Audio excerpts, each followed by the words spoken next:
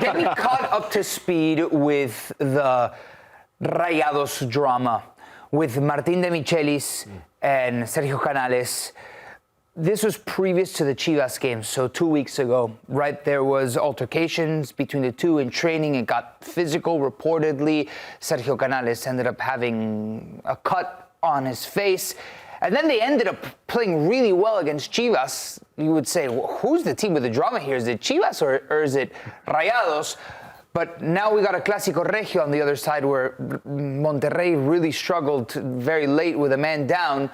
So where is Martín de Michelis and the Sergio Canales beef lying? Look, when you ask who's the team with the drama in Liga MX, often the answer is both. And Chivas have their own drama that we'll talk about. But Rayados certainly had that drama with Michelis and Sergio Canales, who's been Monterrey's best player, who's been the most important attacking piece.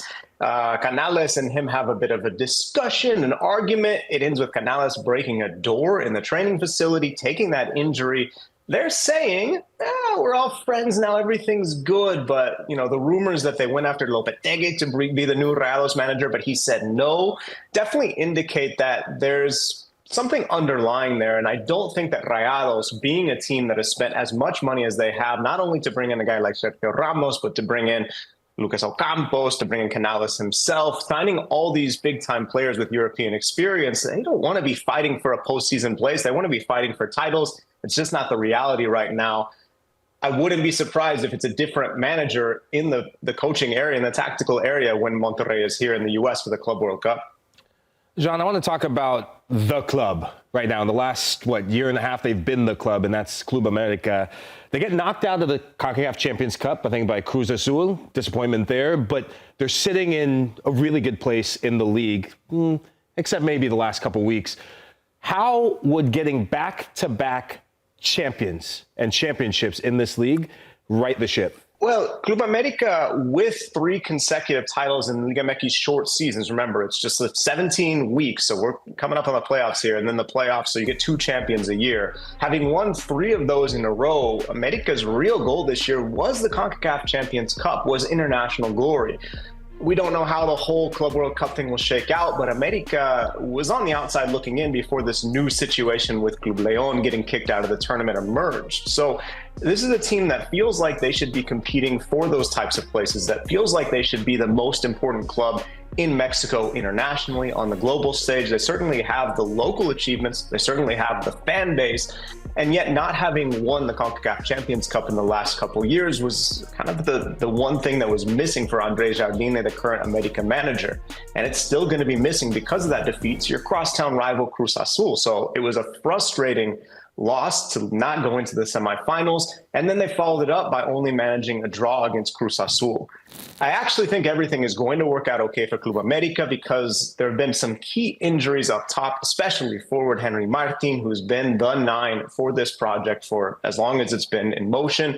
He's been injured with an Achilles injury. His backup got injured. Both of those guys should be back and ready for the Liga, the playoffs. So I think América will compete just as hard as they have in the last couple tournaments, but certainly you feel like the pressure is higher than it ever has been to get that 4th straight. It's never been done. This is the most tournaments anyone's won in consecutive fashion in the short tournament era. So getting that local championship and still proving, hey, we're the top dog in Liga MX, I think is much more critical now that América doesn't have that international title to celebrate with its fans. So once they get their forwards back, I think they'll be okay. The defense has been playing well. The midfield with Álvaro Fidalgo, this do-it-all import from Spain who's been at América for many years, quietly been one of the most important players in Liga MX for many years. They've been fine. It's just about finding that finishing touch, and I think it's coming once Henry Martin gets back. Andrés Jardine deserves a shout for the Brazilian national team job, and he's not going to get it. He himself admitted it, that managing at América for a national team like Brazil is probably not at the standard that maybe the national team wants. But amongst Brazilian managers, he's proven to be among the best, right? Not that right now Brazilian managers are in hot commodity, but what he's been doing at América is sensational. And you mentioned that they have a shot, Jon, at Club World Cup, right? In a potential playoff against LAFC. But the 2 other Mexican teams at Club World Cup are Pachuca and Monterrey.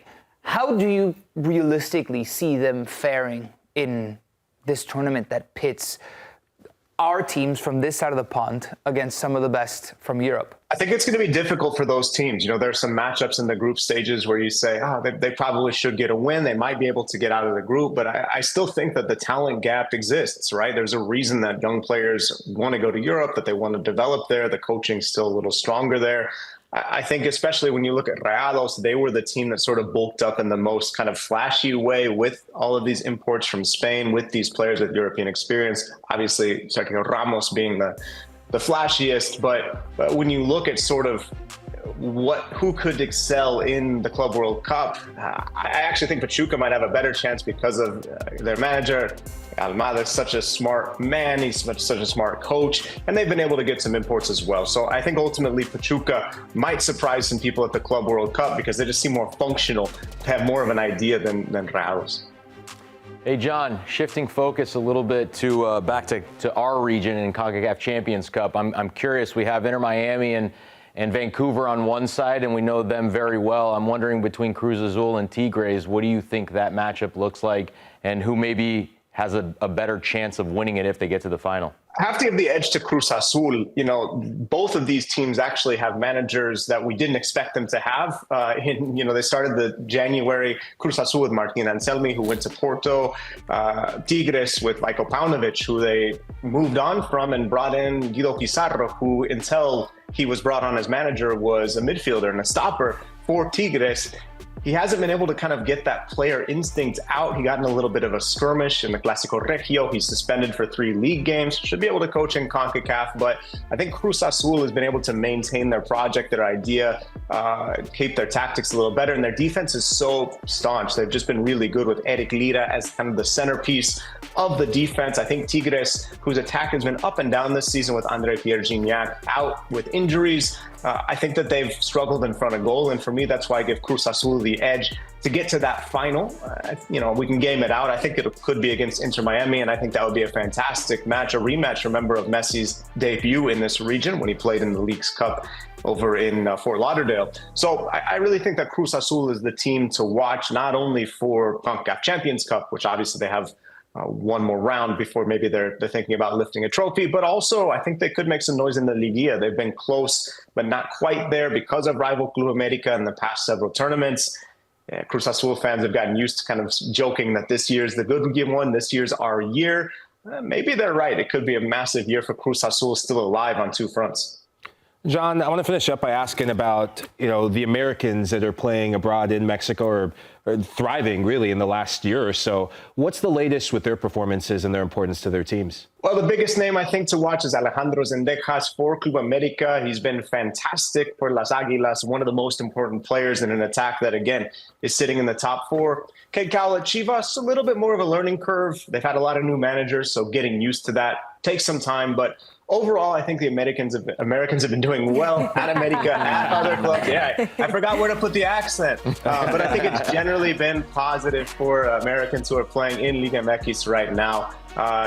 It just remains to be seen if Mauricio Pochettino thinks it's a great league for Americans to play in. Zendejas didn't get the call for Nations League. But we'll see if he can change Pochettino's mind in these next few matches. John, that happens to me all the time with Atalanta and Serie A and Atlanta here in the U.S. It's great stuff. Don't get me started on Atlante in the second division. We won't go there. Maybe next time. No, Next not time. only Atlanta. Then I throw another one out for you. There's an Atlanta in Argentina. There's Atlanta, Atlante, Atalanta, Atlanta. There's too many. How about that? John, thanks so much for the time. We'll chat again real soon.